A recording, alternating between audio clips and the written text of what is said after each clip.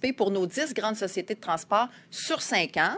La grande partie de ça, évidemment, sans doute, est à la RTM, le territoire de la CMM, parce que c'est là qu'il y a le plus de transport collectif. Donc, on a pu arriver à la fin de l'été avec une base chiffrée et un déficit, comme je l'avais déjà annoncé, projeté sur 5 ans de 2,5 milliards pour nos 10 grandes sociétés de transport. Là-dessus, un 2,23 milliards seulement pour le territoire de la RTM, donc la CMM. Et sur ce 2,23 milliards, autour de 68 pour le Grand Montréal, la ville de Montréal, c'est-à-dire l'agglomération de Montréal. Donc, ce sont des gros chiffres. Et là, on était tous d'accord encore là avec les élus et tout ça pour dire ça ne peut pas être que le gouvernement qui vous envoie 2,23 milliards sans plus de réflexion, sans plus de solutions sur le long terme et qu'ensuite, l'année prochaine, on arrive avec finalement des surplus au déficit projeté. Puis c'est un gouffre sans fin. Nous, on est le gouvernement, on gère les finances publiques. On peut pas comme ça seulement toujours donner de l'argent un peu à l'arraché sans avoir de réflexion plus profonde sur quelles sont les sources de ce problème-là puis comment on peut le régler. Parce que l'argent public, là, je suis désolée, mais qui viennent des municipalités ou qui viennent du gouvernement du Québec, ce sont les mêmes contribuables qui paient, qui travaillent pour payer des impôts, pour payer des taxes et ultimement qui paient pour ces déficits-là. Alors, ça n'a pas de sens de penser que de transférer une facture d'une municipalité au gouvernement du Québec, ça change quelque chose pour le contribuable. C'est le même monde qui paie. Alors, il faut trouver des solutions à ça. Donc, le 13 octobre, j'ai fait une première offre. J'ai rencontré encore une fois tous les élus, les partenaires, les sociétés de transport. Je les ai tous réunis en personne à mon bureau et je leur ai présenté ça, les chiffres que je vous dis, le déficit. Et je leur ai présenté une première offre du gouvernement du Québec. Parce qu'il faut bien placer le fait que depuis 5 ans, du moins depuis que nous, on est au gouvernement, il n'y a jamais autant d'argent qui a été mis en transport collectif. Ça, c'est important de le dire et de le redire, là. Je ne sais pas à quel point ça circule, cette information-là, mais je tiens à ce que les gens le sachent, là, que ce soit dans le développement du réseau de transport collectif ou dans le soutien aux opérations du transport collectif, jamais on a mis autant d'argent. Et peut-être plus tard, je pourrais vous présenter le fameux tableau que j'ai avec moi depuis à peu près 2 semaines, que je montre à chaque occasion, parce qu'il est on ne peut plus clair. Depuis 2020, il n'y a jamais autant d'argent qui a été mis en transport collectif. C'est pour ça que je dis qu'on ne peut pas toujours juste en rajouter à l'infini, là. Ça n'a pas de sens. Alors, c'est ça. Donc, je leur ai réitéré ça. J'ai dit, vous savez que de base, il n'y a jamais tant d'argent qui a été investi en transport collectif. Partons de ça. Pendant la pandémie, on a ajouté un extra 2,1 milliards en aide d'urgence parce qu'il y avait un trou dans les revenus des sociétés de transport parce que les gens prenaient plus le transport collectif. C'est normal, on était confinés, on était en pandémie. Ensuite de ça, le télétravail, les gens ne sont pas forcément revenus à leurs habitudes de vie d'avant la pandémie, ne voyagent pas autant, prennent pas autant le transport et pas au même moment surtout. Donc, alors, un trou dans les revenus qu'on est venu compenser 2,1 milliards de dollars. C'est énormément d'argent. Là-dessus, il y a plus de 800 millions qui venaient du gouvernement fédéral. Je tiens à le souligner. Mais donc, ça s'ajoute au reste. Alors, quand j'ai fait ma première offre le 13 octobre dernier, je leur ai dit, voici, on a un déficit projeté de 2,5 milliards sur 5 ans. Là-dessus, il y a 82 qui vient d'un déficit structurel, c'est-à-dire des problèmes de dépenses qui excèdent les revenus. Et il y a 18 qui vient de ce trou de tarifs. Ce trou parce qu'il n'y a pas autant de gens qui prennent les autobus et le métro et les trains qu'avant la pandémie. Donc, le même esprit qu'on a pris pendant la pandémie de dire on va compenser les pertes de tarifs parce qu'il y a moins de monde qui prennent le transport collectif puis qu'on veut vous aider puis qu'on veut, en attendant que l'achalandage revienne, faire en sorte que vous puissiez continuer de fonctionner. Je l'ai transposé dans ma première offre. Donc, l'offre que j'ai faite le 13 octobre à 150 milliards sur 2,23 sur 424 millions de déficit cette année. Puis là, je ne veux pas vous perdre dans trop de chiffres, mais bref, la première offre que j'ai faite, on couvrait le trou de revenus d'usagers, la même chose que pendant la pandémie et qui convenait pendant la pandémie. On a transposé exactement le même principe. Alors, c'était une première offre. Ensuite de ça, on nous répond, et là, j'ai fait ça le 13 octobre. Le 24 octobre, j'ai eu une première réponse de la CMM qui nous demandait d'éponger 75 du déficit. Imaginez, 75 du déficit. Ça n'a pas de bon sens. Comme je vous dis, c'est le même argent public. On ne peut pas comme ça juste donner de l'argent à l'infini. Il faut trouver des solutions plus structurantes, d'autant plus que nous, on s'attend à ce qu'il y ait des efforts d'optimisation, d'organisation, de réflexion, d'auto-examen chez les sociétés de transport. On ne peut pas juste dépenser toujours plus, des salaires toujours plus élevés et avec des revenus qui ne sont pas nécessairement en hausse au même niveau que les hausses de dépenses d'exploitation. Puis juste dire au gouvernement, venez compenser, par exemple, je donne des salaires plus élevés, puis le gouvernement va venir compenser ça. Ça ne peut pas fonctionner comme ça. Alors, 75 qu'on nous demandait. Alors, moi, j'ai fait une contre-offre hier, qui est notre offre finale, parce qu'évidemment, la mise à jour budgétaire va être présentée mardi prochain. Donc, en gros, l'offre finale que j'ai faite aux municipalités hier, le gouvernement va payer 70 des déficits pour cette année en 2024. 70 parce qu'on est sensible à la réalité budgétaire de fin d'année des municipalités. On est des partenaires, le partenaire financier principal du transport collectif au Québec. On croit au transport collectif. On considère que c'est important de maintenir et de bonifier l'offre de transport collectif au Québec. C'est pour ça qu'on met des milliards dans le REM. C'est pour ça qu'on met des milliards dans le prolongement de la ligne bleue. C'est pour ça qu'on soutient qu'on a prolongé le Rapibus à Gatineau, qu'on fait plusieurs projets de transport collectif partout. Et en plus de ça, on s'est engagé hier, j'ai envoyé les lettres hier, pour confirmer qu'on va éponger 70 du déficit projeté en 2024. Je pense que c'est un effort considérable du fait que vous savez qu'on est par ailleurs en négociation avec le Front commun, avec les travailleurs du secteur public. On a beaucoup de dépenses liées à l'éducation, liées à la santé, liées à des missions qui sont les nôtres. Mais le transport collectif, c'est géré par des sociétés de transport qui fonctionnent en toute indépendance du gouvernement. Il existe une loi là, sur les sociétés de transport. Leurs budgets sont adoptés par les municipalités et c'est bien précisé dans la politique de financement de la RTM que les déficits des sociétés de transport doivent être épongés par les municipalités. Néanmoins, le gouvernement du Québec, encore et toujours, est au rendez-vous, de la même façon qu'on l'a fait pendant la pandémie. Et malgré que la pandémie est terminée et que pour plusieurs, l'achalandage est revenu, peut-être pas partout à 100 mais presque, on continue d'être au rendez-vous et de pallier ce trou budgétaire parce que l'achalandage n'est pas revenu, en plus d'éponger une partie des déficits d'exploitation, donc 70 2024 épongés par le gouvernement du Québec pour cette année, en vue de conclure une entente à plus long terme sur 5 ans, parce que, comme je l'ai dit, ça ne pourra pas fonctionner comme ça à chaque fin d'année. Je l'ai dit et redit, j'ai expliqué qu'à un moment donné, il y a des décisions qui doivent se prendre, il y a de la réorganisation qui doit se faire, il y a des examens qui doivent se faire. C'est pour ça qu'aussi, j'annonce aujourd'hui que moi, je vais faire en sorte qu'on ait des audits de performance qui soient menés sur chacune des 10 grandes sociétés de transport au Québec et aussi à la RTM. On va se regarder, nous aussi, d'abord, exemplarité de l'État. Alors, la RTM relève de nous, les sociétés de transport relèvent des municipalités, sauf Exo. Mais donc, on a 10 grandes sociétés de transport, on a la RTM, donc 11 audits de performance qui vont être menés sur ces 11 organisations qui gèrent, en gros, le transport collectif au Québec. Parce que, je l'ai dit, on ne peut pas juste mettre de l'argent sans fin dans ces déficits-là. Il faut s'examiner, il faut restructurer le financement, puis il faut trouver des manières d'économiser à la source. Et moi, quand je vois à la télé que quand on demande à Montréal de trouver des façons de réduire son déficit parce que les gens ne peuvent pas payer à l'infini et qu'on se fait répondre du jour au lendemain qu'il n'y a pas d'autre solution que fermer le métro après 11 heures, tu sais, je pense que ça mérite d'être examiné. Alors, on va être au rendez-vous, on donne beaucoup d'argent pour aider pour les déficits, mais je pense que la contrepartie qui est saine, c'est d'avoir les audits de performance pour vérifier une fois pour toutes quelles sont les possibilités d'optimisation, quelles sont les possibilités de modification dans la manière de mener les opérations, parce que, comme je disais, les décisions de gestion sont prises complètement à l'extérieur du gouvernement. Là, nous, on ne nous consulte pas quand on décide de faire des annonces qui coûtent 40 millions ou qui coûtent certains montants. Mais après ça, quand il manque de l'argent, c'est à nous qu'on demande de financer.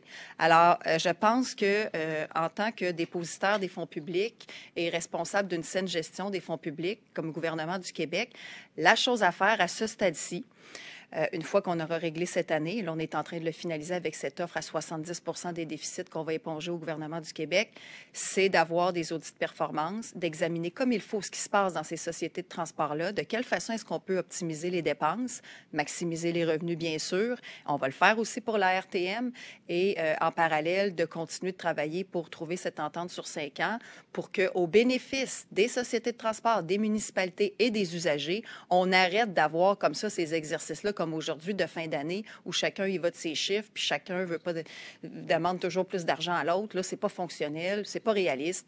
On n'a pas 2,23 milliards comme ça là, à donner à des sociétés de transport du jour au lendemain. Donc, il faut être lucide, il faut être efficace et pragmatique. Donc, les audits de performance vont nous permettre d'en savoir plus. Ce sera une des façons de faire réduire les déficits ou du moins de combler les déficits en économisant à la source sur les dépenses de fonctionnement ou en réorganisant les choses d'une manière telle où ça va coûter moins cher. En parallèle, on continue d'investir, comme je dis, des milliards dans le développement de l'offre de transport collectif avec le REM qui est en train d'entrer en fonction, avec la ligne bleue qui va entrer à un moment donné en fonction, le SRB P9 dont nous avons bouclé le financement pour le prolongement jusqu'à Notre-Dame. Toutes des façons, les projets à Laval, Boulevard Saint-Martin, SRB et tout ça, toutes des projets qu'on fait avancer qui vont faire en sorte qu'on aura plus de gens qui vont prendre le transport collectif, donc plus de revenus, plus de recettes tarifaires, moins de déficit. Ça va tout ensemble, mais chose certaine, et je terminerai là-dessus, le gouvernement du Québec est un partenaire majeur. La quantité d'argent qu'on met dans le transport collectif a jamais été aussi élevée. Et je parlais du gouvernement fédéral tout à l'heure, qui a été au rendez-vous pendant la pandémie, mais au dernier budget, le fédéral s'est retiré du soutien aux dépenses d'exploitation. Donc, on est seul au gouvernement du Québec pour aider les municipalités. Alors, à un moment donné, c'est tout le même argent, comme je dis. Donc, il faut trouver de meilleures façons de fonctionner optimales. Et je sais que les sociétés de transport, les élus sont tous d'accord avec moi là-dessus. J'ai plusieurs discussions, moi, avec eux. Quand ils disent silence radio, là, c'est pas tout à fait exact. On a énormément de discussions, nos cabinets, nos équipes au ministère. J'ai parlé au maire de Laval encore hier soir. Alors, il y a beaucoup de discussions et eux, ils sont très conscients de ça aussi. Alors, au-delà de ce qui se dit dans les médias, puis une fois qu'on aura réglé cette année, je m'attends à ce qu'on travaille tous ensemble. On va nous coordonner au ministère un comité sur l'optimisation. On va demander, comme je dis aussi, des audits de performance sur les sociétés de transport. Je m'attends à la collaboration et je suis certaine que je l'aurai des municipalités, à la fois des élus et des dirigeants des sociétés de transport, parce que ça ne peut plus continuer comme ça. Il faut gérer les fonds publics de manière serrée. Alors, par respect pour les contribuables, on va essayer de trouver une solution intelligente au financement du transport collectif, mais pour cette année, on finance 70% des déficits, ce qui est énorme. Merci, Mme Guilbeault. Messieurs, dames les journalistes, les micros, s'il vous plaît, vous nommez le média que vous représentez pour nos auditeurs sur Facebook. Bonjour, Mme Guilbeault, Louis Lacroix de Cogeco Nouvelles. Oui. D'abord, qui va faire les audits de performance? Est-ce que ça pourrait être confié, par exemple, je ne sais pas, au vérificateur? Une firme externe. Ça va être une firme externe? Une Est-ce firme qu'elle est externe. déjà identifiée? Non, il faudra aller... C'est ça qu'on est en train de vérifier. On a déjà des mandats, nous, de vérification pour diverses choses. Est-ce qu'on peut élargir certains mandats qu'on a déjà ou est-ce qu'on doit aller en appel d'offres? On va vérifier. Évidemment, on va faire les choses correctement. Mais moi, je veux que ça aille vite. Je veux pas que ça prenne 2 ans puis qu'on n'en finisse plus. En même temps, il faut le faire comme il faut. Je disais, c'est quand même 11 mandats. Et a priori, je vois d'un bon œil que ce soit la même firme qui le fasse pour les 11 parce que comme ça, on aurait une cohérence dans la méthodologie. Alors, tout ça serait comparable ultimement là, pour chacun des 11 audits. Donc... lors d'une mêlée de presse cette semaine, je vous ai posé la question, vous avez commencé à répondre, puis m'en donner une autre question qui est arrivée, vous avez arrêté, mais à Montréal, la structure du transport collectif est extrêmement complexe. Est-ce que, c'est trop complexe?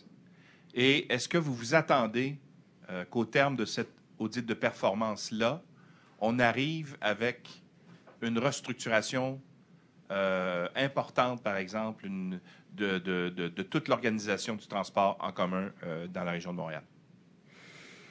Vous posez exactement l'excellente question qui est lancinante dans l'écosystème du transport collectif. Évidemment, Montréal, c'est la plus grosse société, puis c'est à Montréal qu'il y a le plus de transport collectif. Mais c'est pour répondre à la question que vous posez que je veux qu'on fasse un audit externe. Parce que si c'est eux qui parlent, si c'est le gouvernement qui parle, ça peut sembler une espèce de négociation permanente qui n'en finit plus, où chacun veut demander plus d'argent ou moins d'argent à l'autre. Mais avec un audit externe indépendant qui va faire aussi la même chose pour les 10 autres instances qui gèrent le transport collectif au Québec, non seulement on aura une méthodologie comparable, mais ensuite, on aura un diagnostic réel. Est-ce qu'ils vont nous arriver et dire finalement tout va bien, tout est parfait? J'en doute, mais ça se peut, tu sais. Fait que là, on va être exposé au même résultat d'une firme externe indépendante et avec fort probablement des recommandations aussi pour l'optimisation. Parce que moi, dans les chiffres que je vous donne ce matin, puis encore une fois, je donne pas trop de chiffres, mais je pourrais vous en donner beaucoup, là. Il y a des montants qui sont déjà cette année, puis pour la CMM, c'est 13,8 millions auxquels on s'attend en optimisation. Puis vous avez peut-être vu passer cette semaine un article, entre autres, d'un collègue de la presse sur les salaires.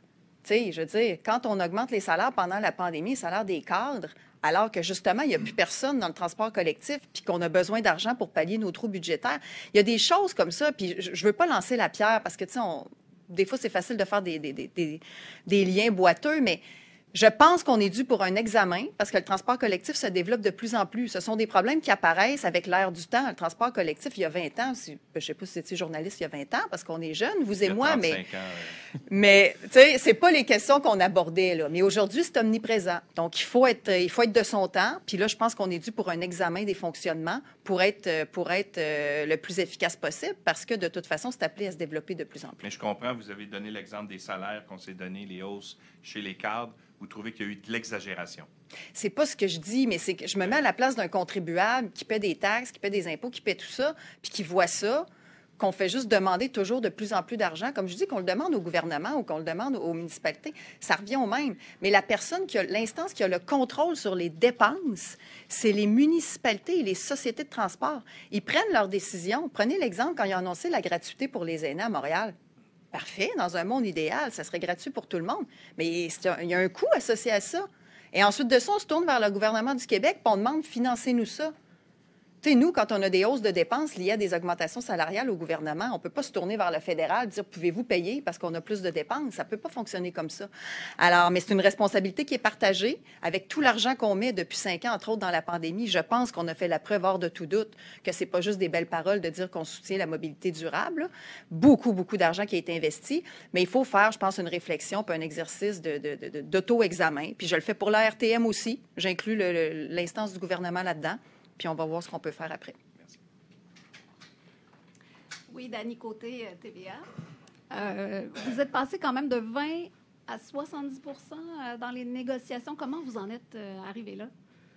Mais comme je vous dis, les guerres de chiffres, tu sais, des fois, ça peut être étourdissant, là, mais le véritable comparable, c'est que si on prend l'offre que j'avais faite pour cette année, dans la CMM, par exemple, 150 millions, à peu près 149,5 sur un déficit calculé de 424 millions, on est à 35 %.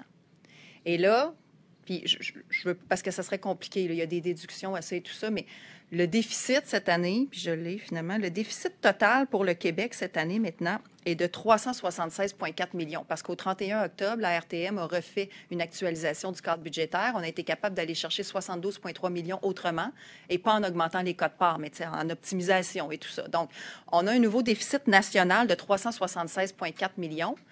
Et nous, ce qu'on offre, c'est 265 millions. Ça, c'est pour tout le Québec. Alors, seulement pour la CMM, on est à 337,9 millions et on leur offre 238 millions. Donc, on est à 60, à la fois niveau CMM et niveau national. Et je voulais une équité parce que, comme je disais, il n'y a pas juste Montréal.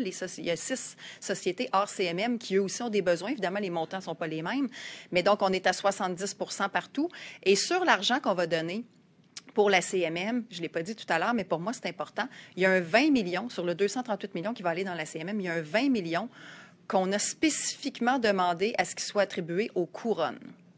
Parce que la couronne nord et la couronne sud, puis eux aussi, on leur parle beaucoup, en ce moment disent, moi, je vois toujours ma facture augmenter et je n'ai pas plus de services. Les services sont dans le Grand Montréal, puis c'est normal. Puis évidemment, les couronnes en bénéficient. Le REM, il va jusqu'à Brossard. Donc, ça serait simpliste de dire c'est juste Montréal, puis c'est pas pour les autres. Mais il reste que pour se rabattre sur le beau grand réseau qui se développe à Montréal, tu as besoin de lignes d'autobus. Si tu dis je veux pas prendre ma voiture, moi, au minimum, un stationnement incitatif, tu as besoin de mesures pour te rabattre. Et eux disent moi, ma facture augmente sans arrêt. Et j'ai pas plus d'autobus. Des exemples live, là, ils me disent, moi, regarde, ma facture a augmenté de 42 % depuis tant d'années et j'ai pas plus de lignes d'autobus. J'ai même perdu une ligne d'autobus. Alors, les gens des couronnes sud et nord, eux disent, ça ne peut plus fonctionner. Puis même avec ce qu'on donne cette année, on comprend qu'on va devoir participer à l'effort puis nous aussi contribuer. Mais il faut qu'on réfléchisse, il faut qu'on revoie le modèle. Ça ne tient plus la route. Bien, justement, parmi les solutions, on sait qu'à Québec, on a parlé de taxes sur l'immatriculation. Ça fait partie des solutions, vous pensez? Bien, c'est une solution qui a été adoptée dans la CMM. Puis encore là-dessus, la CMM, parce que je ne peux pas m'empêcher, tout ce que je les entends dire dans les médias depuis 10 jours, la CMM était venue me présenter une proposition, l'exécutif de la CMM, en mai dernier. Et eux-mêmes, dans la proposition qu'ils m'ont faite, utilisaient la taxe sur l'immatriculation pour éponger les déficits et proposaient un partage du déficit à 50-50 entre la CMM et le gouvernement. Or, depuis qu'ils parlent publiquement de ça, ils disent que ça n'a pas de sens d'utiliser la taxe sur l'immatriculation pour le déficit, il faut la mettre dans le développement. Mais c'est eux-mêmes qui m'ont proposé ça au mois de mai. Et ils veulent 75 et eux 25, nous 75, eux 25. Puis c'est eux-mêmes qui m'ont proposé 50-50. Ça, je vous dis, des fois, il faut faire la part des choses. Moi, quand je leur parle au téléphone, dans la vraie vie, en privé, je leur dis, écoutez, là, nous, on s'est inspiré de votre proposition pour le 50-50 que finalement, on a bonifié à 70, puis pour appliquer la taxe sur l'immatriculation au déficit. Tu sais, avant d'augmenter ta marge de crédit, tu payes ta carte de crédit. C'est un peu ça le principe de dire, les revenus qu'on a, on va les mettre sur notre déficit avant de se créer d'autres dépenses, tu sais.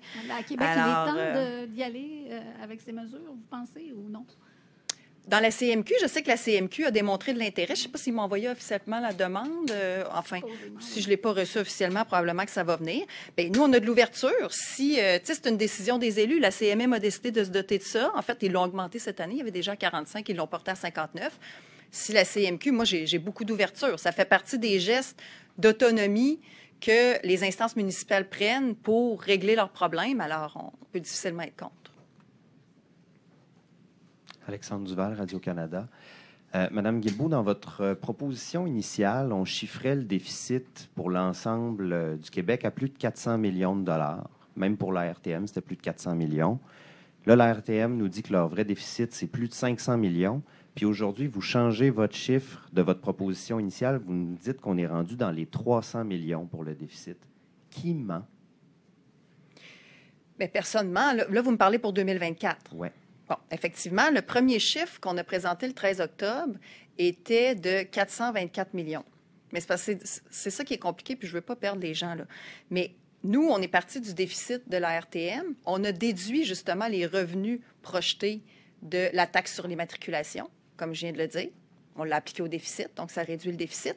Et ensuite, on applique aussi des mesures d'optimisation à hauteur de 13,8 millions pour la CMM. Ce qui fait que, bref, on arrivait, puis même excluant les mesures d'optimisation, on était à 424 millions pour l'an 1, la première fois qu'on les a rencontrés le 13 octobre.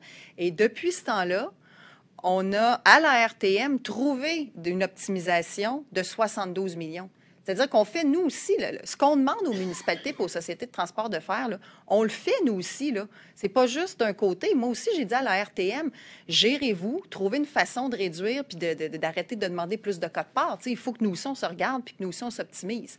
Et en actualisant, en projetant des revenus et tout ça, on a été capable de dégager un 72,3 millions. Ce qui, aujourd'hui, me fait vous dire, et c'est ce que j'ai mis dans la lettre qui a été transmise hier, que j'ai envoyée à tous les représentants, on est à 376,4 millions nationales et pour la CMM, 337,9 en déduisant l'immatriculation et en déduisant l'optimisation. Et vous savez qu'elles ne seront pas d'accord, les sociétés de transport, avec votre calcul, là. Dans quel sens? Bien, dans le sens où vous vous enlignez pour une autre guerre de chiffres, vous ne partez pas sur les mêmes bases pour calculer le déficit. Mais comme je vous dis, les mêmes personnes qui disent qu'on ne peut pas appliquer la taxe sur l'immatriculation au déficit, au mois de mai dernier, bien avant qu'on en parle ici, m'ont proposé de faire ça. Alors, c'est pour ça qu'à un moment donné, puis je voyais hier un post, je pense, une publication de la mairesse de Longueuil qui disait, nous, on propose une fois de plus au gouvernement du Québec un partage à 50-50. Mais dans quel sens une fois de plus? Il m'a envoyé une lettre que j'ai ici, là, où c'est très clair. Il me demande de payer 75 et eux 25. Donc, tu sais, ça prend une cohérence aussi entre les rencontres qu'on se fait entre nous et ce qui se dit dans les médias. Et moi, c'est ce souci de cohérence que j'ai eu depuis le tout début, depuis ma première proposition. En fait, depuis que je suis arrivée au transport, je dis, regardez, ça marche pas, on va se rencontrer, on va se parler, on va se faire une base budgétaire chiffrée à partir de laquelle travailler, parce que sinon, ça n'a pas de sens, c'est juste du parlage pour rien dire. Et ensuite de ça, on va travailler ensemble. Puis bien franchement, là, quand je les rencontre en privé puis je leur parle au téléphone, ils sont tous d'accord parce que pour eux aussi, c'est intenable. Pour mes collègues maires et mairesses.